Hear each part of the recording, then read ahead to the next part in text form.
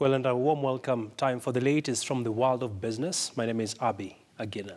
Britam's Holdings PLC and the Nairobi Securities Exchange have rung the bell to commemorate the official admittance of Africa Invest, a private equity fund, as a shareholder at Britam. The event marked successful completion of the previously publicized acquisition of a 14.3% stake by the private fund in the diversified financial services company.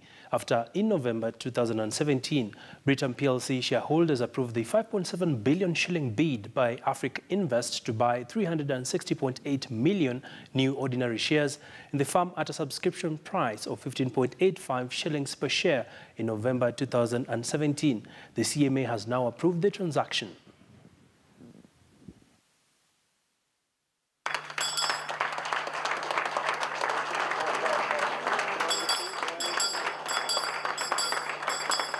You have made a milestone change to the exchange, giving us an additional 5.75 billion market cap and taking us beyond our 30 billion market cap as we aspire to get to 40 billion by the end of this year. When we look at Britam and we look at where it's going, we looked at your strategy going for gold, we looked at what you can do, the potential.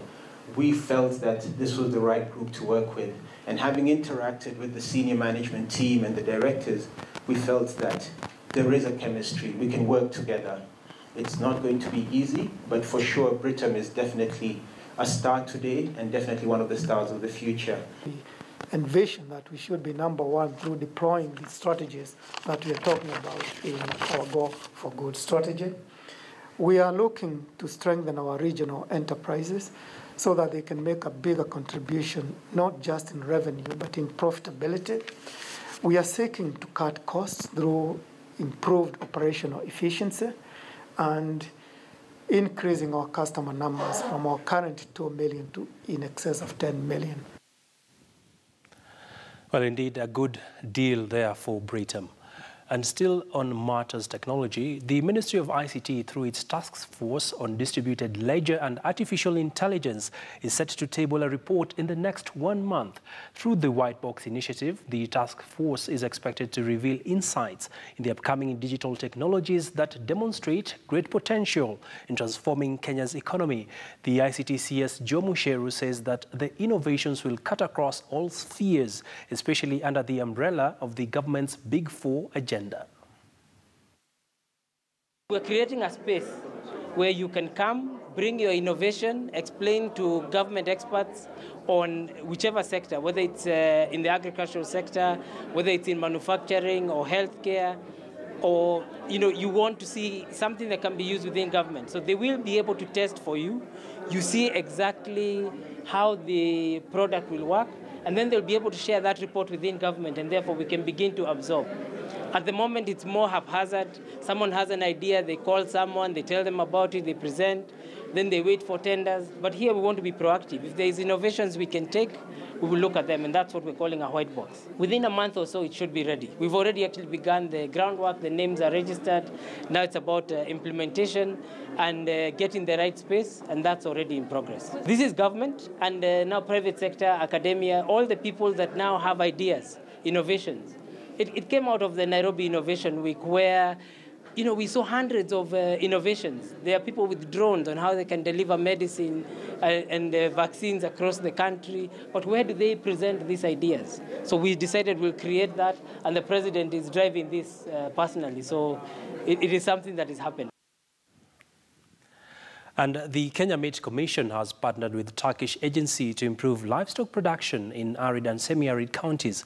KMC Managing Commissioner Joseph Leramo says the commission got into an agreement with the Turkish International Development and Coordination Agency to develop livestock feedlots in the counties. Leramo adds that the project is intended to improve livestock production and value chain management in the country, especially the northern eastern counties.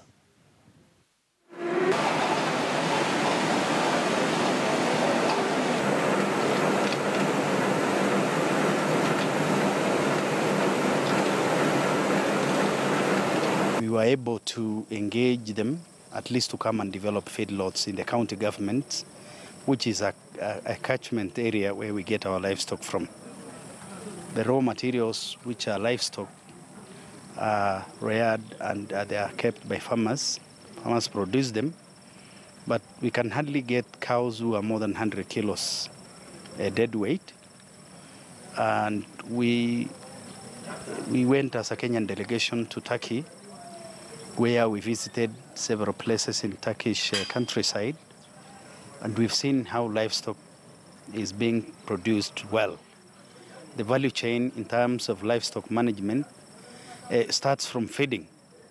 And then there is the component of breeding, the component of disease control, and the last part is the market part, where it's delivered to be slaughtered at the abattoir.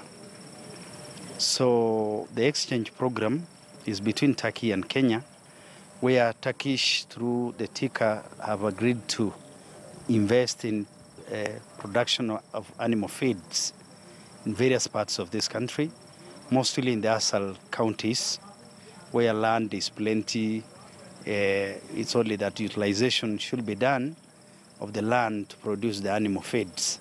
This industry is not being given sufficient attention, either by the government or by the decision makers in this country.